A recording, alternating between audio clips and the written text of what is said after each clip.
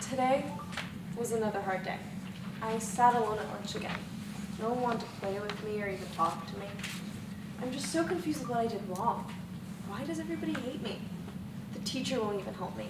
She looked right through me today when I had a question, as though I was invisible. My mom tries to help me. She tells me to ignore what the mean people are saying and just be positive.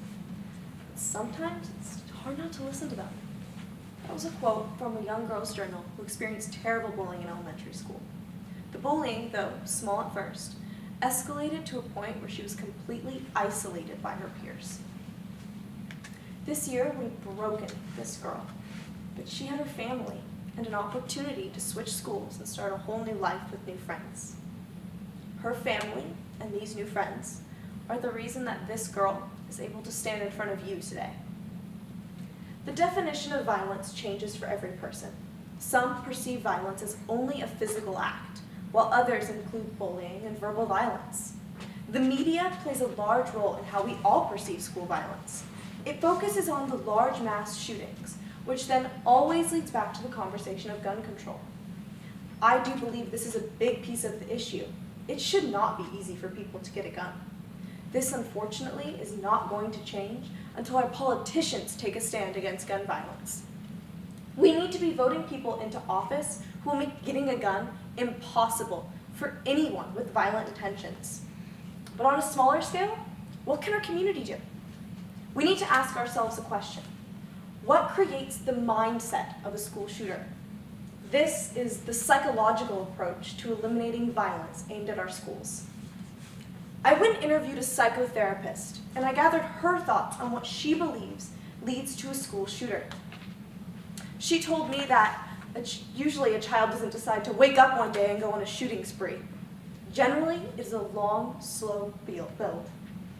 It typically starts in the home.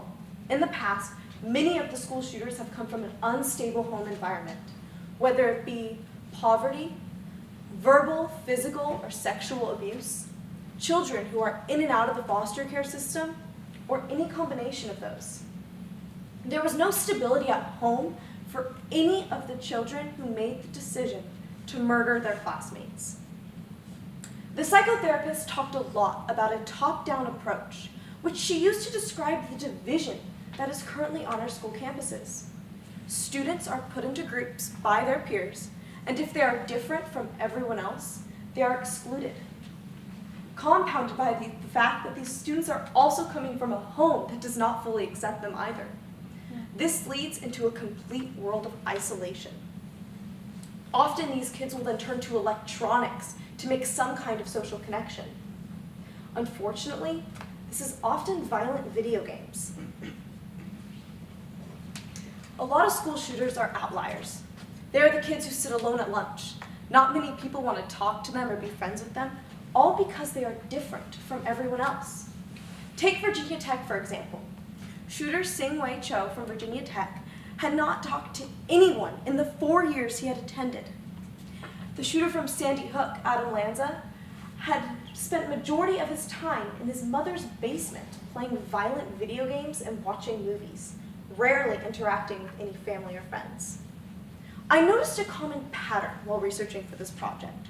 Right now, our schools are focusing on lockdown procedures, teaching kids how to throw school supplies against an AR-15, building higher and taller walls. Our schools are focusing on preventing a school shooting rather than trying to prevent a school shooting. It is crucial that all teachers, all staff members, and even students understand how to recognize these individuals and how to get them help. According to the U.S. Board of Education and the U.S. Secret Service, 81% of school shootings, one person had information that the shooter was either planning on or thinking about a school attack. And in 56% of the cases, more than one person knew. It is crucial that these people who have this information know what to do with it. For example, the shooter from Virginia Tech, Sing-Wei Cho, had written a paper about a guy named Bud who was planning a school shooting. One of his professors had even stated that everything he had written about was about shooting other people. His papers were even reported, and the school did nothing. It is crucial that these people know what to do with that information. Our communities need to help fund for psychotherapists to be on every single school campus, so that people know that they have access to meet with them. We need to create a program that allows children to contact through an email or through a hotline the information that they need help for themselves or that they need to help another. I sometimes wonder what would have happened to me through the isolation and the bullying if I did not have my family. There are plenty of kids out there who have no one, and I want to be a voice for them. Thank you.